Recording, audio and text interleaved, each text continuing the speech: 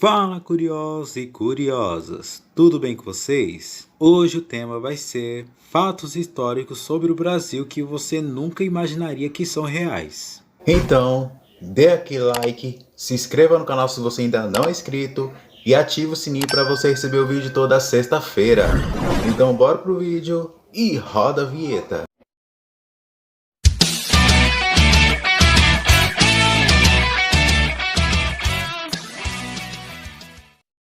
Rio de Janeiro já foi capital de Portugal. E que tal uma cidade brasileira que já foi capital europeia? A cidade do Rio de Janeiro tornou-se capital da colônia portuguesa, ainda em 1763. Em 1808, a cidade maravilhosa se tornou sede de todo o Império Português. O Rio de Janeiro, então, era sede de um império que incluía Angola e Moçambique, na África, Goa, na Índia, Timor, Sudeste Asiático e Macau, China. O Rio de Janeiro recebeu cerca de 2 milhões de escravos. Um estudo feito pela Universidade Emory, em Atlanta, nos Estados Unidos, analisou registros portuários feitos ao longo de 3 séculos e meio. Segundo o levantamento feito pelo estudo, cerca de 2 milhões de escravos chegaram apenas no Rio de Janeiro. Antes, pensava-se que 1 milhão de escravos teriam chegado na cidade e mais de 2,6 milhões teriam sido levados para outras cidades do Brasil. Essa estimativa indica que entre 1500 e 1856, a cada 5 pessoas no mundo que foram escravizadas, uma esteve no Rio de Janeiro. O Acre já teve um presidente? Como assim, canal Curiosamente? Vocês estão ficando loucos? Pois bem, o Acre era habitado por brasileiros, porém o território era boliviano. O local era explorado por brasileiros, americanos e bolivianos pela exploração da borracha. Os americanos pretendiam comprar o território boliviano, e por isso apareceram muitas pessoas querendo salvar a pátria. Uma dessas pessoas foi o espanhol Luís Galvez Rodrigues de Arias, um jornalista. Ele queria tornar o Acre um país independente e pretendia fazer isso com a ajuda de coronéis de Manaus e Belém. Pois bem, ele conseguiu. Ele criou um selo, montou ministérios, mandou cartas oficiais para países europeus, todas assinadas por ele. O presidente do Acre, ele criou até a bandeira do Acre, a mesma que é usada hoje. Mas essa independência não durou muito tempo. Galvez passou por alguns problemas, principalmente financeiros. Em 1903, com o Tratado de Petrópolis, o Brasil comprava o território que até então era da Bolívia. Mas até em 1963, o Acre era ainda um território nacional.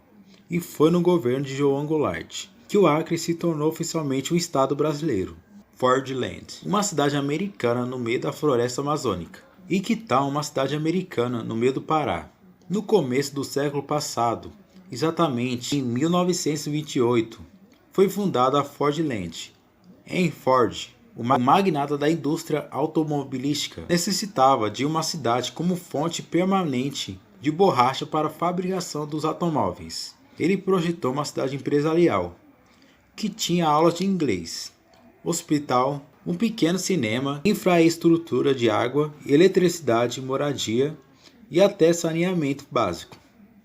Mas todo esse progresso de dar inveja em qualquer cidade brasileira não deu certo. Em Ford, à frente da Ford Motor Company, não teve sucesso no meio da floresta amazônica e a cidade foi completamente abandonada. Em Ford nunca colocou os pés na cidade, mas investiu cerca de 20 milhões de dólares na época. Ele vendeu a cidade para o governo brasileiro em 1945.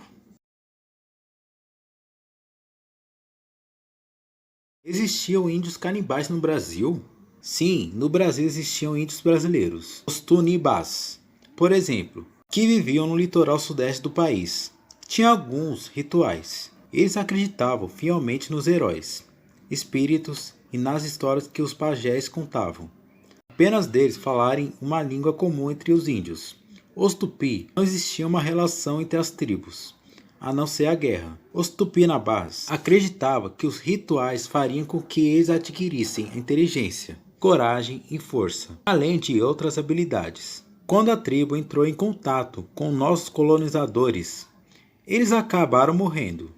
A história conta que os europeus ficaram espantados com o terror dessa tribo, passando a ideia de que eles eram violentos e comiam churrascos humanos. Pelo fato de não conhecer o verdadeiro ideal dos rituais, os bandeirantes também ajudaram a exterminar os tupinambás. Uma das maiores secas do Brasil matou cerca de 4% da população. O Ceará tem uma grande história de secas. Uma das mais lembradas, em 1879. Na época, foram 3 anos seguidos sem chuvas, colheita ou pranto, e de milhares de famílias morrendo por falta de alimentos. O que mais espanta nessa seca foi a qualidade de pessoas que morreram. De acordo com estimativas, a seca matou 500 mil pessoas, que na época era mais ou menos 4% da população brasileira. O Uruguai já foi província do Brasil? Já ouviram falar do Reino Unido do Brasil, Portugal e Algarve?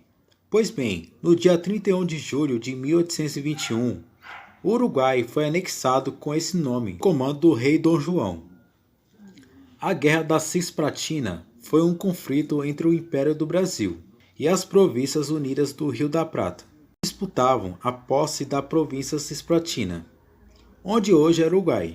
Esse foi o primeiro dos 4 conflitos armados internacionais que o Brasil lutou pela supremacia sul-americana. Os outros conflitos foram a Guerra do Prata, a questão Uruguai e a Guerra do Paraguai.